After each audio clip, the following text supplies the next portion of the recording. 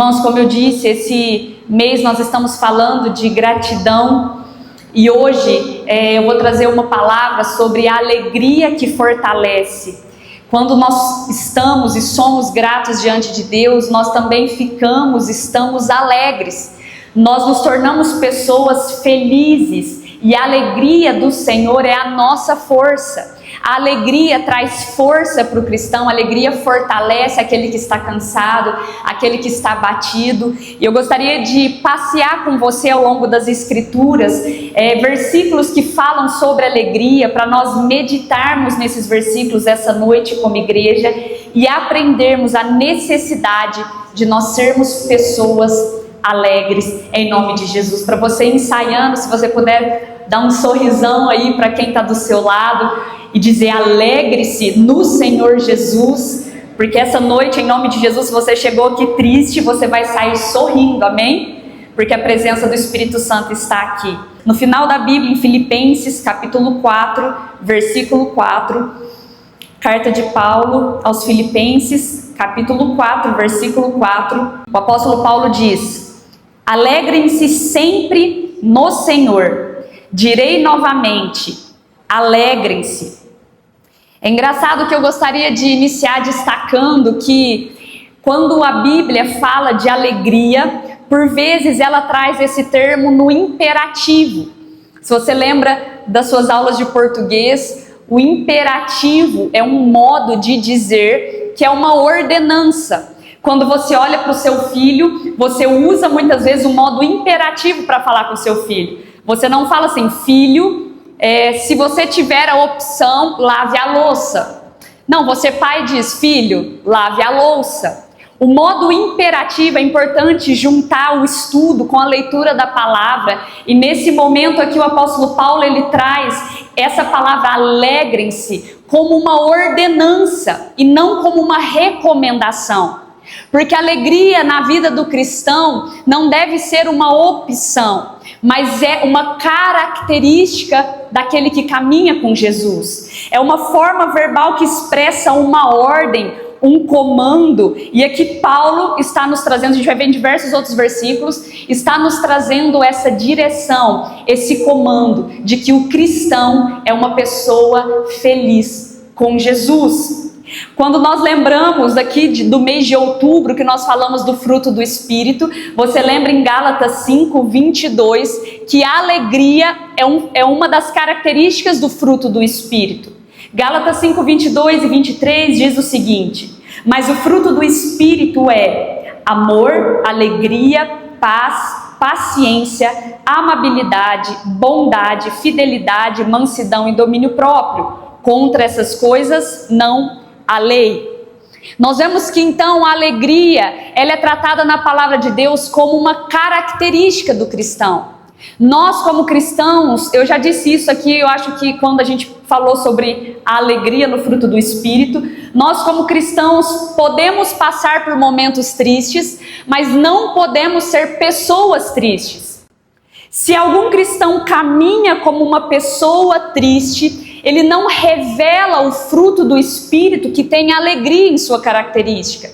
E por isso o apóstolo Paulo traz tão imperativamente: alegrem-se. Eu digo de novo, alegrem-se sempre no Senhor. E nós vemos ao longo da palavra diversos autores escrevendo sobre a alegria e como nós podemos, ainda nas circunstâncias, sermos alegres. Por exemplo, o rei Davi, com a sua Bíblia aí no meio da Bíblia, Salmos capítulo 4, versículo 7. O rei Davi vai trazer um momento específico que o Senhor coloca alegria em nosso coração. Salmos 4, 7 vai dizer assim: Senhor, puseste no meu coração alegria maior do que a alegria dos que desfrutam de trigo e de vinho em tempo de fartura. O rei Davi está dizendo que o cristão que tem essa característica do Espírito em si, ele se alegra até mesmo em tempos de escassez. A alegria não está baseada na fartura, mas o Senhor coloca naquele que espera nele uma alegria maior do que aquele que está prosperando. Quantos aqui gostam da geladeira cheia, de fartura, do quinto dia útil do mês? Agora hoje é dia 26, eu falei para o Samuel, você pode escolher entre duas misturas hoje à noite. Tem uma russa, né, que é roscovo, que é arroz com ovo, ou ele pode escolher entre hambúrguer, mas não é o artesanal não, aquele Texas, da Sadia, porque de final de mês a gente sabe que assim, é complicado, a geladeira começa a ficar mais vazia, mas quantos não gostam de abrir a geladeira no quinto dia útil, fazer aquele tanto de compra, compra coisa que não precisa, é só eu aqui que compro coisa que não precisa. Eu levo uma maçã para passear no escritório, irmão, faz um mês que eu tô levando ela para passear, ela vai e volta, porque a gente sabe que a gente gosta de fartura, de geladeira cheia.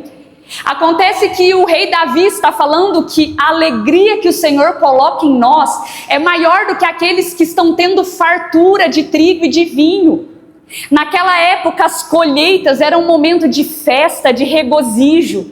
Quando a colheita vinha, representava o sinal do Senhor abençoando. Lembra que quando a terra ficava em escassez, era uma punição de Deus para aquela nação.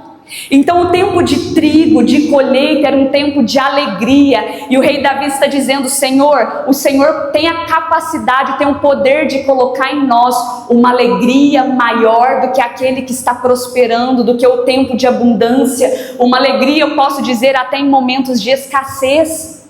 Quantos aqui querem que o Senhor coloque no seu coração uma alegria que não depende das circunstâncias? Glória a Deus! Romanos 14:17, o apóstolo Paulo diz, olha que engraçado, a maioria desses versículos é do apóstolo Paulo, e o apóstolo Paulo em algumas suas cartas estava preso, tinha sido chicoteado, apanhou, e ele sempre falando de alegria. Em Romanos 14:17 diz assim: pois o reino de Deus não é comida nem bebida, mas justiça, paz e alegria no Espírito Santo. Aleluia! Aqui esse versículo está nos ensinando que o reino de Deus, ele não se fundamenta em aspectos materiais. Para você saber identificar se uma pessoa está vivendo, está trazendo o reino de Deus para a sua casa, para a sua família, para a sua cidade, você não olha o quanto a pessoa tem. Às vezes nós medimos na nossa mentalidade, assim como o povo de Roma. O povo de Roma era um povo muito rico. É um centro comercial gigantesco até hoje. O apóstolo Paulo percebe que aquele povo está medindo o reino de Deus através das coisas materiais. Talvez isso já aconteceu com você, de você olhar e falar assim: tal pessoa é abençoada por Deus porque está ganhando muito dinheiro, Deus esqueceu de mim. Ou tal pessoa é mais abençoada do que o fulano que não conseguiu trocar de carro. A nossa mentalidade começa a restringir o reino de Deus às coisas materiais. E isso é normal, porque a nossa mente, principalmente o nosso cristianismo, é muito ocular. Nós vemos, nós julgamos e nós afirmamos. Nós dizemos: poxa, essa pessoa prosperou esse ano, Deus está com ela. Mas o apóstolo Paulo está dizendo: quer ver se alguém está vivendo o reino de Deus? Essa pessoa precisa ser uma pessoa alegre, essa pessoa precisa ser uma pessoa que tem paz, e essa pessoa precisa ser justificada. A alegria aqui no sentido principalmente no Espírito Santo, uma alegria não na circunstância, mas no Espírito. A justiça aqui representada uma vida reta diante de Deus. Aquele que vive o reino de Deus, ele precisa ser, você vai identificar ele como uma pessoa que tem a sua vida reta. E paz principalmente. Irmãos, a paz, além de, novamente, fazer parte do fruto do Espírito, também é característica de alguém que carrega o reino de Deus. É engraçado, todas as vezes que eu estou caminhando e falo: Senhor, se eu tenho me distanciado de Ti, me mostra. A primeira coisa que o Senhor me mostra, muitas vezes, é como está o meu humor. Priscila, você tem sido uma pessoa alegre? Se eu tenho sido uma pessoa rancorosa, ranzinza, eu olho para o outro lado e vejo claramente que eu preciso estar mais próximo do Senhor. Porque aquele que está no Espírito é alegre, tem paz e é justificado. Em nome de Jesus, nós estamos buscando isso esse ano: alegria, paz e justificação. Em nome de Jesus. Sabe, Romanos 15:13. O apóstolo Paulo mais uma vez diz que o Deus da esperança, vou dar um tempinho para você folhear aí Romanos 15, 13. O apóstolo Paulo diz o seguinte: que o Deus da esperança os encha de toda alegria e paz por crerem nele, para que vocês transbordem na esperança e no poder do Espírito Santo. Paulo mais uma vez está falando que o Deus que dá esperança é quem te enche de alegria.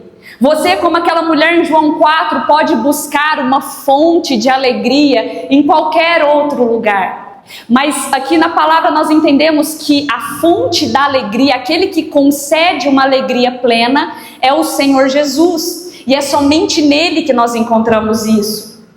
Ele diz alegria e paz por crerem nele. Eu acho que a maior dádiva, a maior boa notícia dessa noite é que você não precisa fazer nada para ter a alegria que vem do Senhor, apenas crê em Jesus. E você crê, eu creio, amém? Nós não precisamos de obra. Senhor Jesus, quanto mais eu te servir, mais eu tenho um crédito com o Senhor. É como se nós quiséssemos ficar passando cartão com o Senhor Jesus. Senhor, agora eu tenho um crédito contigo. Sabe, nós agimos como muitas vezes como Marta, lembra? Como se eu fizer muito, aí sim eu tenho as recompensas do Senhor. Mas Ele está dizendo que Ele nos encherá de alegria e paz por nós crermos nele. É interesse do Senhor que eu e você sejamos alegres, porque quando nós estamos alegres, olha o que acontece na parte B do versículo: para que vocês transbordem na esperança e no poder do Espírito Santo. O que o apóstolo Paulo está falando é que quando, vou dizer aqui na minha linguagem da tradução Priscila, mas basicamente quando um cristão é alegre, ele começa a transbordar nas pessoas que estão ao seu redor. Quando alguém acha um cristão que é alegre, um cristão que é esperançoso, a vida e o amor de Deus é muito mais facilmente refletido. Até porque o evangelho, a tradução de evangelho é boas notícias. O cristão que só anda de cabisbaixo, muitas vezes a cultura cristã deixou isso marcado em nós, que o cristão precisa ser cabisbaixo, o cristão sempre está passando uma dificuldade, um problema, né? O cristão sempre está passando alguma coisa, nunca está bem. Lembra que Jesus chega nos fariseus e fala assim: por que quando vocês jejuam, vocês ficam abatidos desse jeito? Porque criou-se a imagem de que o cristão está sempre em luta, sempre em problemas, em dificuldades, o cristão está sempre abatido, o fardo é pesado, é difícil ser crente. Mas há uma boa notícia. Pense, se Deus fala preguem o evangelho, ou seja, preguem as boas notícias até os confins da terra.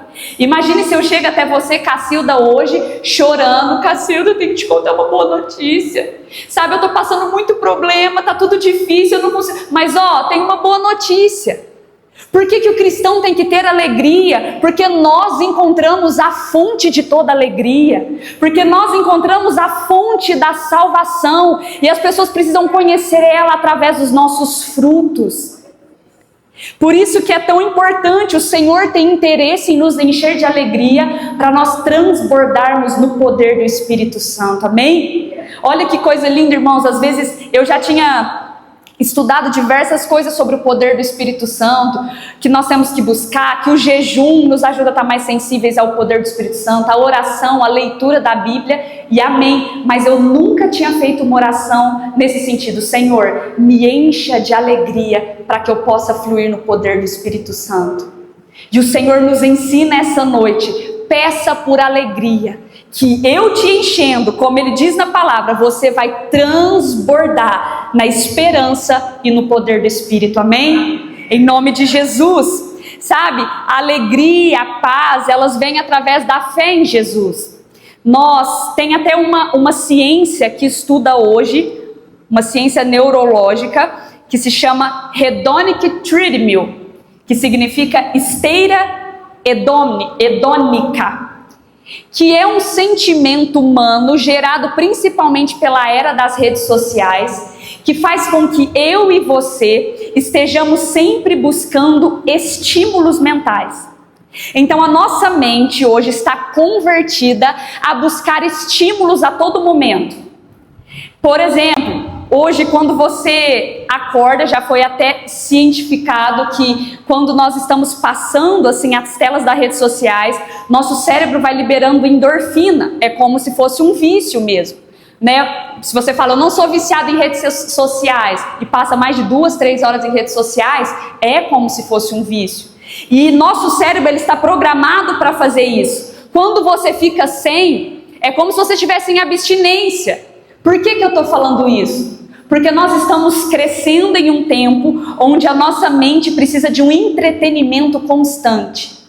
As crianças hoje, irmãos, eu fiquei muito triste, porque eu não sei se na sua época era assim, mas quando eu era criança, eu chegava no culto, não tinha tablet, não tinha celular, não tinha rede social. Eu chegava no culto, a minha mãe fazia eu sentar ali, não quando eu era bebê eu dava trabalho. Mas já criança, minha mãe fazia eu sentar, irmãos, com um olhar. Com um olhar, minha mãe olhava e eu já sabia que era para ficar quieto. Criança, eu não estava entendendo muito bem a palavra, eu não estava entendendo muito bem o que estava acontecendo, mas a semente estava sendo plantada no meu coração.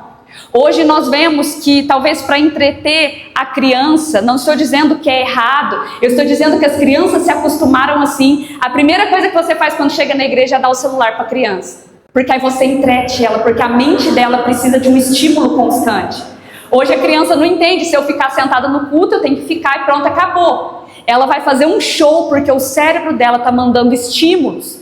Por que eu estou falando isso, irmãos? Tudo isso porque nós estamos em ciclos de prazer temporário emocionalmente, e então não estamos mais buscando o Senhor, nós estamos buscando estímulos terrenos para manter uma alegria temporária. Faz sentido? Nós estamos buscando estímulos naturais para um vazio, algo que a palavra está dizendo que é Ele que dá. Então, quando eu estou triste, a minha mente vai querer estímulo rápido. Celular, rede social, aquilo passa por um instante. Amanhã a tristeza continua lá, porque eu não busquei na fonte inesgotável que é Jesus. Irmãos, nós somos uma geração fast food. Nós queremos tudo rápido. O Senhor fala para nós às vezes sobre processos, mas não, Senhor, eu quero para o hoje, eu quero para o agora. Nunca é o suficiente. Por isso que nós nunca tivemos uma geração que desloca tanto de uma igreja para outra. Porque a gente precisa, a igreja, principalmente jovens, precisam dar estímulos constantes para a pessoa ficar na igreja. Então o culto de quarta, de semana que vem, precisa ser melhor que o de hoje. O da outra precisa ser melhor. E assim vive numa crescente que está esgotando as pessoas. Porque nós precisamos entender que a paz, a esperança e a alegria é no Espírito Santo. É uma doutrina de mente, por isso que Romanos 12:2 já dizia, a renovação de tudo vai vir pela mente. O diabo também sabe isso, por isso ele criou todo um sistema satânico para trabalhar na onde? Na sua e na minha mente. Por isso que ele trabalha na mente de uma criança, porque ele sabe que se trabalhar na nossa mente, nós vamos tentar mudar tudo ao nosso redor, mas se nós não entendermos que a metanoia precisa começar de dentro, se nós não entendermos que a palavra está nos ensinando a mudar a mentalidade, a ir na contramão do mundo, nós vamos paralisar.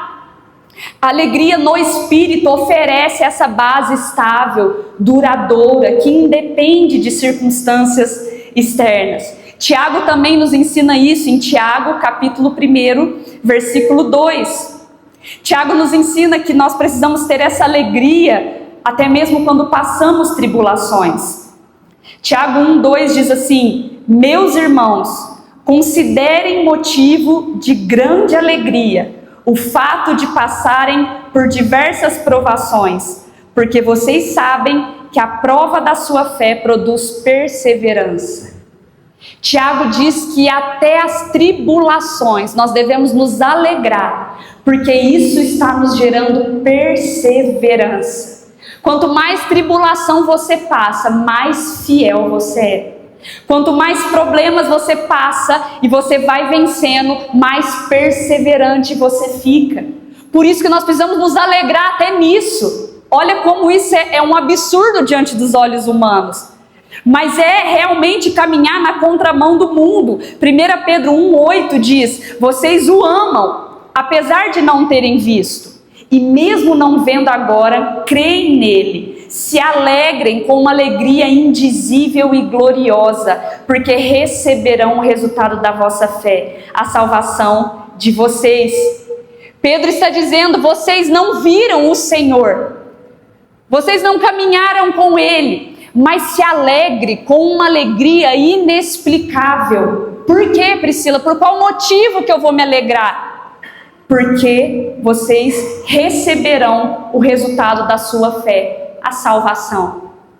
Por isso que quando o rei Davi se entristecia, ele não dizia: Senhor, me dê mais conquistas, me dê mais territórios para eu me alegrar, Senhor, me dê mais bens para eu me alegrar. O que ele dizia? Senhor, devolve-me a alegria da salvação.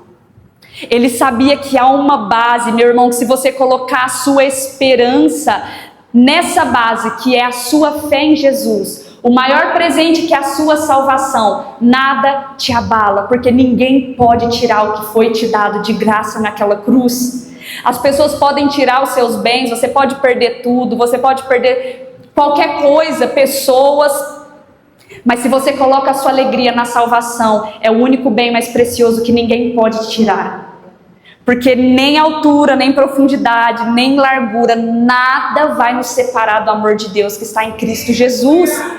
Esse é o motivo da nossa alegria. Nós tivemos batismo no domingo e quantos aqui não se alegraram? Às vezes você nem conhecia as pessoas que estavam aqui, mas dia de batismo é um dia que vem uma alegria diferente no nosso coração. É dia que irmãos se emocionam aí sentados, porque é um dia de uma alegria gloriosa. Nós cantamos aqui: glorioso dia que o Senhor nos resgatou. E como que eu mantenho essa alegria que me fortalece? Aqui eu quero caminhar já para a segunda parte dessa mensagem, para o final. Jeremias 15:16.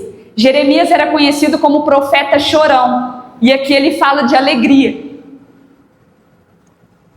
Jeremias escreve um livro, Lamentações de Jeremias, e até ele, que chorava muito, fala como ele encontrou a alegria. Jeremias 15:16. Ele diz assim: quando as tuas palavras foram encontradas, eu as comi. Elas foram o meu júbilo e a alegria do meu coração.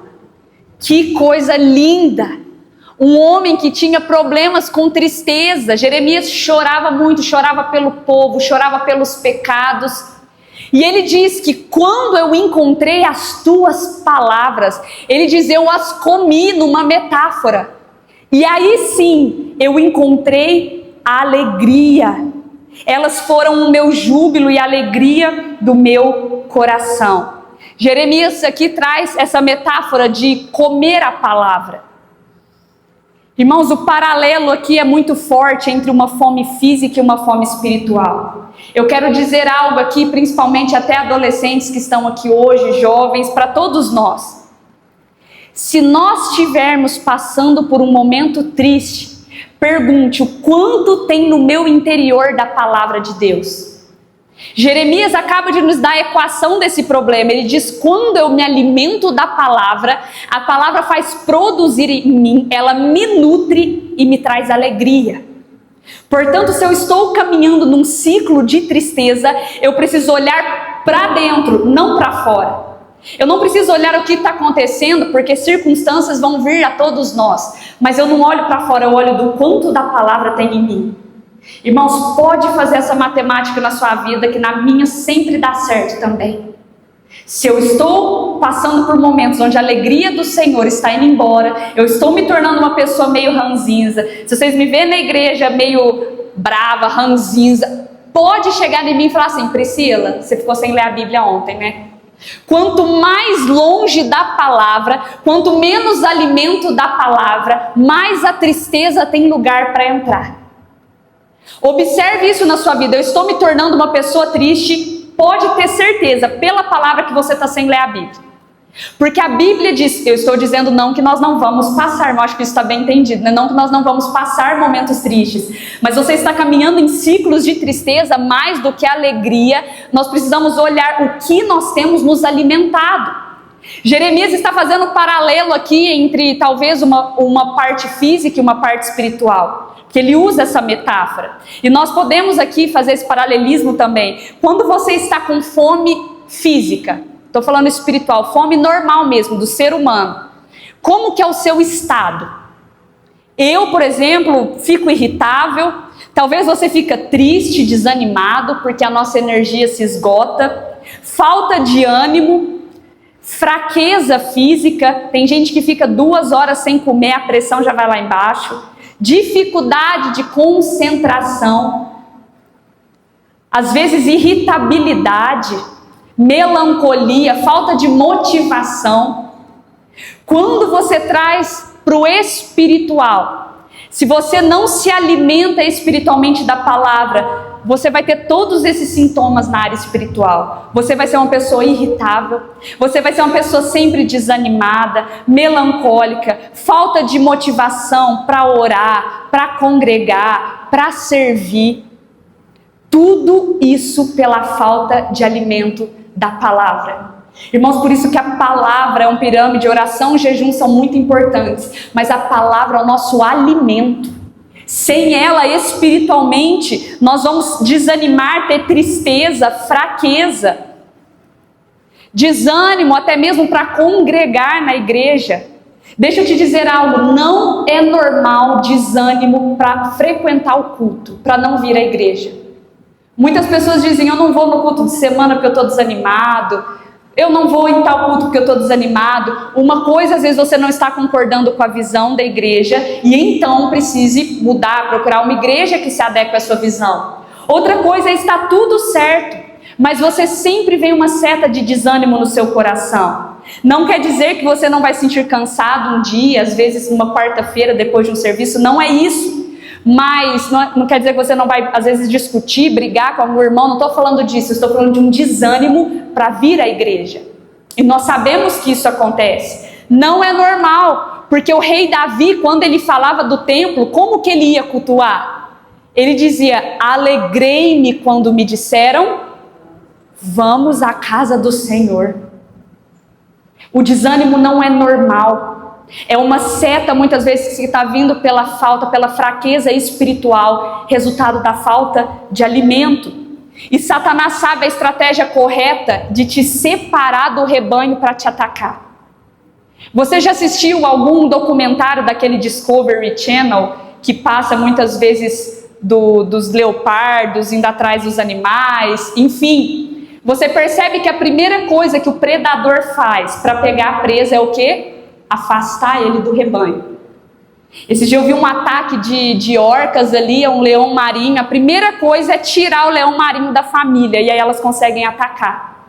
A primeira coisa que Satanás faz, muitas vezes, é tirar você do rebanho, te dar setas de desânimo. Como você e eu, muitas vezes, estamos fracos espiritualmente, nós não temos força para correr, e então Satanás vem como uma presa e pega. Você percebe que muitas pessoas se desviaram da fé e a primeira coisa foi uma seta de desânimo. Por isso que o Senhor precisa estar buscando pessoas que se alimentem da palavra para ter uma base sustentada em nome de Jesus. No mundo espiritual acontecem batalhas que precisam que eu e você estejamos nutridos. Vamos trazer novamente o paralelo para a vida natural. Se você não se alimenta um dia antes da corrida, já era, não se alimenta um dia antes, não se alimenta um dia depois, não se prepara. A última corrida que eu fiz, o Samuel achou que eu estava indo para a guerra, porque eu comi umas 2 bananas, fiz um pão na sanduíche, passei até mal de tanto que eu comi. Mas se você não se prepara, você sabe que seu corpo desfalece.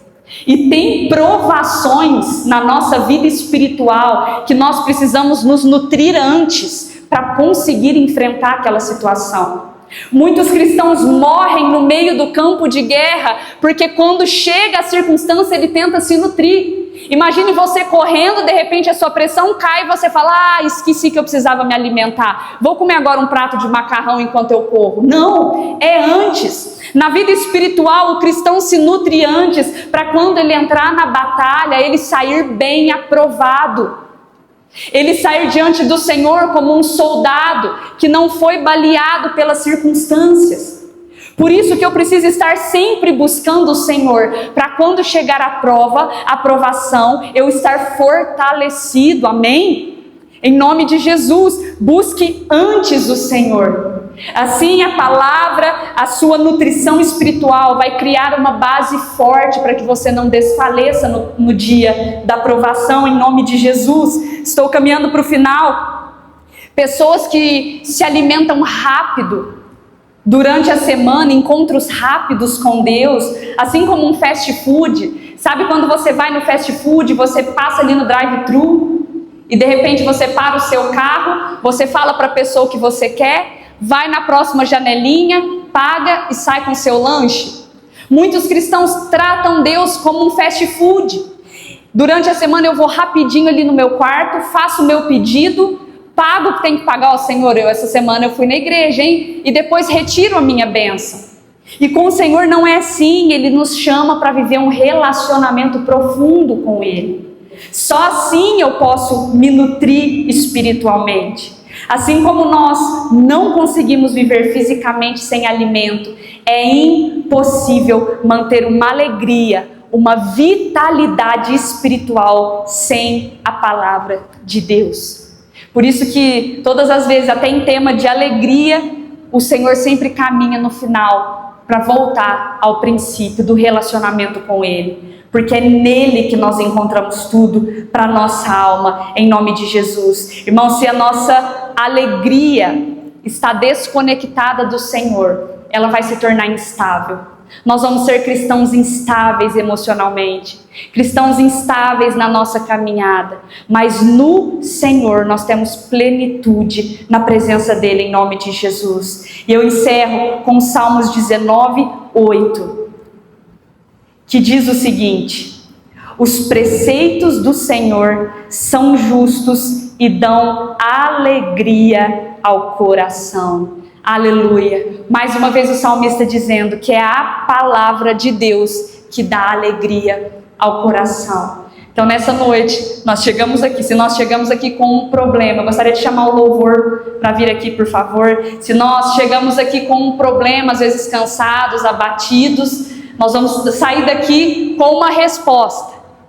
Talvez não do jeito que a gente esperava, como um fast food. Eu vou dar uma paradinha na igreja no meio da semana e vou sair de lá levando o que eu preciso. Mas às vezes o Espírito Santo nos faz outra pergunta.